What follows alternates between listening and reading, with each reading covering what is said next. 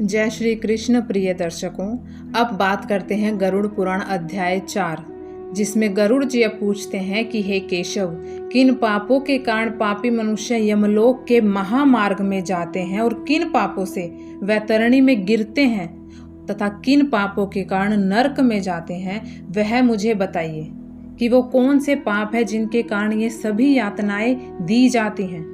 श्री भगवान बोले, सदा पाप कर्मों में लगे हुए शुभ कर्म से विमुख प्राणी एक नरक से दूसरे नरक को, एक दुख के बाद दूसरे दुख को तथा एक भय के बाद दूसरे भय को प्राप्त होते हैं। धार्मिक जन धर्मराजपुर में 3 दिशाओं में स्थित द्वारों से जाते हैं और पापी पुरुष दक्षिण द्वार के मार्ग से वहां जाते हैं। इसी महादुखदायी दक्षिण मार्ग में वैतरणी नदी है। उसमें जो पापी पुरुष जाते हैं उन्हें तुम्हें बताता हूँ।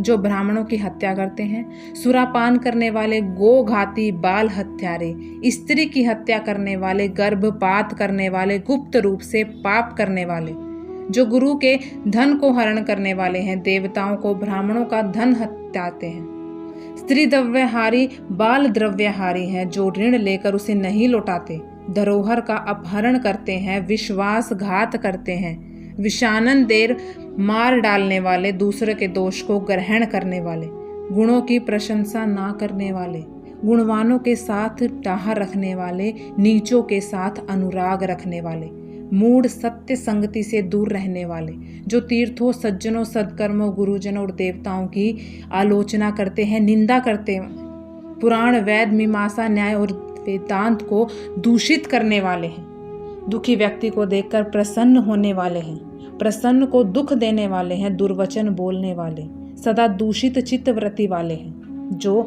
हितकर वाक्य और शास्त्रीय वचनों को कभी न भूलने जाने, जो माता पिता, गुरु, आचार्य तथा पूज्य जनों को अपमानित करते हैं, वे मनुष्य वैतरणी में डूबते हैं। जो पुरुष पतिव्रता, सच्चरित्र, उत्तम कुल में उत्पन्न, विनय से युक्त स्त्री को द्वेष के कारण छोड़ देते हैं, वे वैतरणी में पड़ते हैं। जो हजारों गुणों के होने पर भी सत्पुरुषों में दोष का आरोपण करते हैं, उनकी अवहेलना करते हैं, वे वैतरणी में पड़ते हैं। वचन देकर जो ब्राह्मणों को यथार्थ रूप में दान नहीं देता और उन्हें बुलाकर जो व्यक्ति नहीं है ऐसा कहता है, वे दोनों सदा ही वैतरणी में निवास करते रहते हैं, वहीं रह जाते हैं। कपिला का दूध पीने वाला शूद्र, यज्ञोपवीत धारण करने वाला शूद्र, ब्राह्मणी का पति बनने वाला शूद्र, राजमहिषी के साथ व्यभिचार करने वाला, पराई स्त्री का अपहरण करने वाला, कन्या के साथ कामाचार की इच्छा रखने वाला तथा जो सतीत्वश नष्ट करने वाला है, ये सभी इसी प्रकार और भी बहुत निषिद्धाचरण करने में उत्सुक तथा शास्त्र विहित कर्मों को त्याग करने वाले वे मूढ़ जन वैतरणी में गिरते हैं। सभी मार्गों को पार करके पापी यम के भवन में पहुंचते और पुनः यम की आज्ञा से आकर दूत उन्हें वैतरणी में फेंक देते हैं। हे खगराज, यह वैतरणी नदी कष्ट प्रदान करने वाले सभी प्रमुख नरकों में सर्वाधिक कष्टप्रद है, इसलिए यमदूत पापियों को उस वैतरणी में फेंकते हैं। जिसने अपने जीवन काल में काली गाय का दान नहीं किया, मृत्यु के पश्चात जिसके उद्देश्य से बांधवों द्वारा कृष्ण गो नहीं दी गई, और जिसने अपनी औद्धर्व देही क्रिया नहीं कर ली या जिसके उद्देश्य से क्रिया ही नहीं की गई हो, वे वैतरणी में महान दुख भोगने करके वैतरणी तट स्थिर शालमली वृक्ष में जाते हैं। जो झूठी गवाही देते हैं, धर्म पालन का ढोंग करते हैं, धर्म नहीं करते, सिर्फ ढोंग करते हैं, छल से धन का अर्जन करते हैं, चोरी द्वारा आजीविका चलाते हैं, अत्यधिक वृक्षों को काटते हैं, वन और वाटिका को नष्ट कर देते हैं, जो स्त्री अपने पति को दोष लगाकर पर पुरुष में आसक्त होने वाली है, ये सभी और इस प्रकार के अन्य पापी भी शालमली वृक्ष द्वारा बहुत ताड़ना प्राप्त करते हैं। पीटने से नीचे गिरे हुए उन पापियों को यमदूत नरकों में फेंकते हैं। उन नरकों में जो पापी गिरते हैं उनके विषय में सुनो। वेद की निंदा करने वाले, नास्तिक, मर्यादा का उल्लंघन करने वाले, कंजूस विषयों में डूबे रहने वाले, दंभी तथा कृतधन मनुष्य निश्चय ही नरकों में गिरते हैं। जो कुआं, तालाब, बावली, देवालय तथा सार्वजनिक स्थान, धर्मशाला आदि को नष्ट करते हैं, वे निश्चित ही नरक में जाते हैं।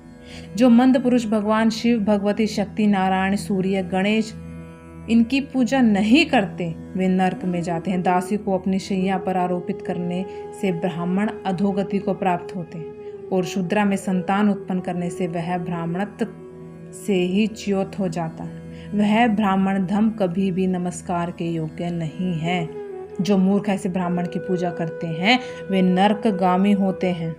बात दर्शकों, जो पापी घर गांव जंगल में आग लगाता है, यमदूत उसे ले जाकर अग्नि कुंडों में पकाते हैं। इस अग्नि में जले हुए अंग वाला वह पापी जब छाया की याचना करता है तो यमदूत उसे असीपत्र नामक वन में ले जाते हैं, जहां तलवार के समान तीक्ष्ण पत्तों से उसके अंग जब कट जाते हैं तब यमदूत उसे कहते हैं, रे पापी, शीतल छाया में सुख की नींद सो। जब वह प्यास से व्याकुल होकर जल पीने की इच्छा से पानी मांगता है तो दूतों के द्वारा उसे खोलता हुआ तेल पीने के लिए दिया जाता है। पानी पियो और अन्न खाओ, ऐसा उस समय उनके द्वारा कहा जाता है। उस अति उष्ण तेल के पीते ही उनकी आंतें जल जाती हैं, वे गिर पड़ते हैं, किसी प्रकार पुनः उठकर अत्यंत दीन की भांति प्रलाप करते हैं। हे ताक्षर्य, इस प्रकार के पापियों को बहुत सी यातनाएं बताई गई हैं। विस्तार पूर्वक इन्हें कहने की क्या आवश्यकता। इनके संबंध में सभी शास्त्रों में कहा गया है। इस प्रकार हजारों नर नारी नारकीय यातना को भोगते हुए प्रलय पर्यंत घोर नरकों में पकते हैं। उस समय पापी का अक्षय फल भोगकर पुनः वहीं पैदा होते हैं और यम की आज्ञा से पृथ्वी पर आकर स्थावर आदि योनियों को प्राप्त करते हैं। वृक्ष, गुल्म, लता, गिरी, पर्वत तथा तृषण आदि ये स्थावर योनियां कहीं गई हैं। ये अत्यंत मोह से आवर्त है। कीट, पशु, पक्षी, जलधर तथा देव, इन योनियों को मिलाकर 84 लाख योनियां।